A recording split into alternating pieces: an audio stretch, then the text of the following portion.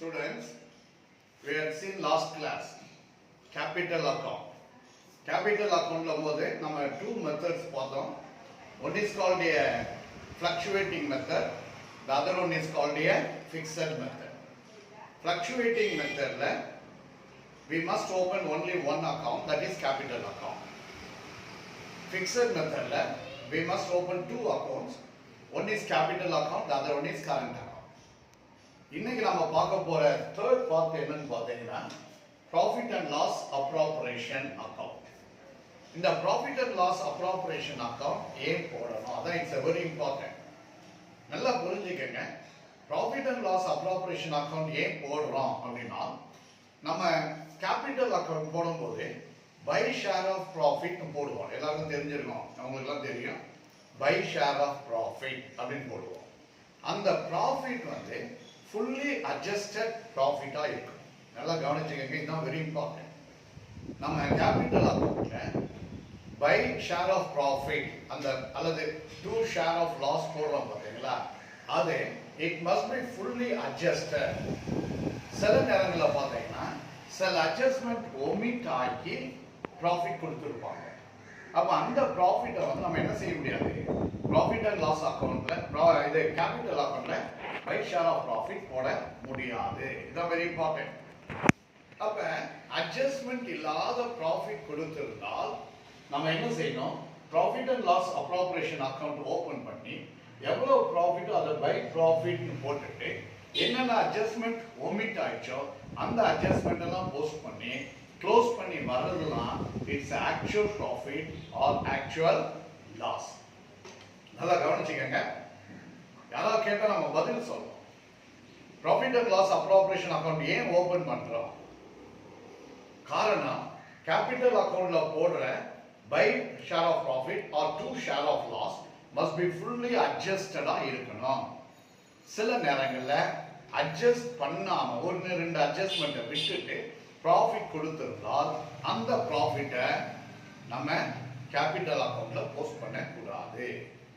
அப்ப நம்ம fully adjusted profit or loss கண்டுபிடிக்கணும்னா we must open a profit and loss appropriation account. அப்ப profit and loss appropriation account open பண்ணி first by profit அப்படின்னு சொல்லி amount போட்டுட்டோம். அவன் என்னோட ப்ராஃபிட் கொடுத்துறான், அந்த அமௌண்ட்டை போட்டுட்டோம். நெக்ஸ்ட் என்னென்ன அட்ஜஸ்ட்மெண்ட், ஒரு 3-4 அட்ஜஸ்ட்மெண்ட் தான் வரும். Interest on capital, interest on drawings, salary, commission, இந்த மாதிரி ஒரு 3-4 ஐட்டம் வந்து ஒமிட் ஆகும். இப்போ இந்த சம்மை பொறுத்த வரைக்கும் நீங்க பார்த்தீங்கன்னா 2 அட்ஜஸ்ட்மெண்ட், ஒன்னு சேலரி, இன்னொன்னு இன்ட்ரெஸ்ட் ஆன் கேபிட்டல். இந்த 2 அட்ஜஸ்ட்மெண்ட் பண்ணாம அவன் இந்த ப்ராஃபிட் கொடுத்துட்டான் 23,200.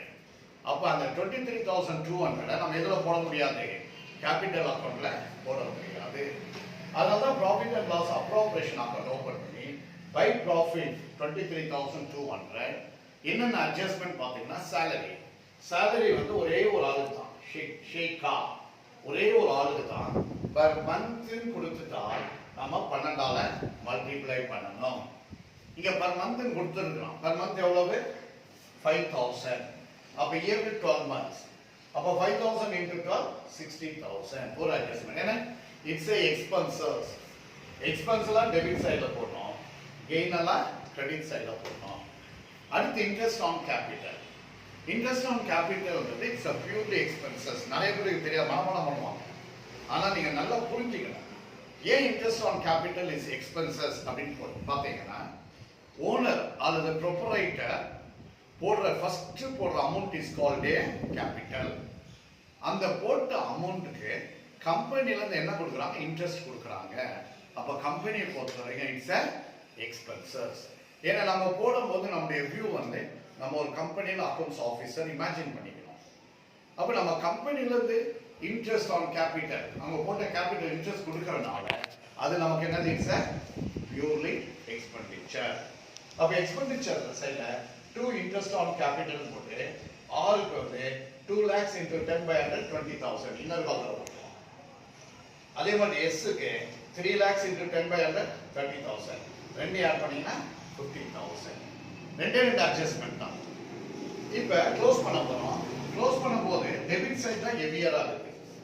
அப்போ first debit side add பண்ணுங்க 1,10,000 transfer பண்ணுங்க இதுக்குள்ள பேலன்ஸ் கண்டுபிடிங்க 86,800 அப்ப credit side பேலன்ஸ் வரனால it's a loss debit side balance வந்தால் it's a profit so by profit and loss account within bracket balancing figure or loss னு போட்டுருங்க இப்போ இந்த 86,800 ரெண்டு பேருக்கு ஷேர் பண்ணணும் ஆருக்கும் எஸ்ஸுக்கும் எப்படி ஷேர் பண்ண சொல்றான்னா ரேஷியோ கொடுக்கல ஆனால் கேபிட்டல் ரேஷியோ சொல்றான் அப்ப கேபிட்டல் ரேஷியோ 2 lakhs 3 lakhs அப்படின்னு வரும்போது என்ன ரேஷியோ வரும் 2:3 அப்ப 2:3 க்கு 86,800 நம்ம என்ன செய்யணும் ஷேர் பண்ணணும் அப்ப ஆருக்கு 86,800 into 2/5 எவ்வளவு பாத்தீங்கன்னா 34,720 அதே மாதிரி S க்கு 86,800 3/5 போட்டீங்கன்னா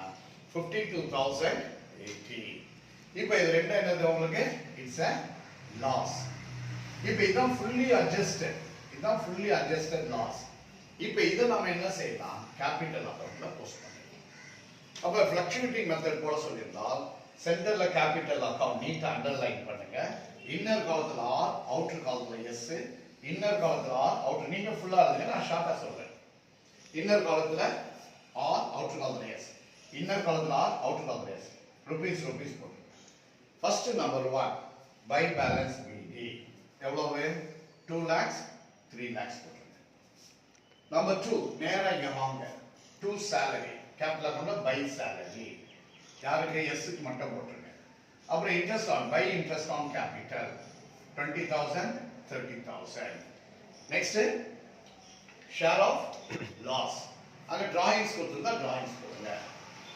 இல்லனா share to share of loss வந்தா டெபிட் சைடு போடணும் ஷேர் ஆஃப் ப்ராஃபிட் வந்தா கிரெடிட் சைடு சோ இங்க ஷேர் ஆஃப் லாஸ் வரனால 2 ஷேர் ஆஃப் லாஸ் போட்டு க்ளோஸ் பண்ணுங்க பேலன்ஸ் சிடி டிடி இதான் கேபிட்டல் அக்கவுண்ட் அப்ப ஏன் profit and loss appropriation account post பண்றோம் அப்படினா to find out fully adjusted profit or loss இது நாம கண்டுபிடிச்சோம்னா நம்ம கேபிட்டல் பண்ணலாம் adjustment omit ஆகி profit or loss கொடுத்திருந்தால் we should not be posted in capital account சரியா சோ நல்லா கவனிச்சுக்கங்க profit and loss appropriation account thank you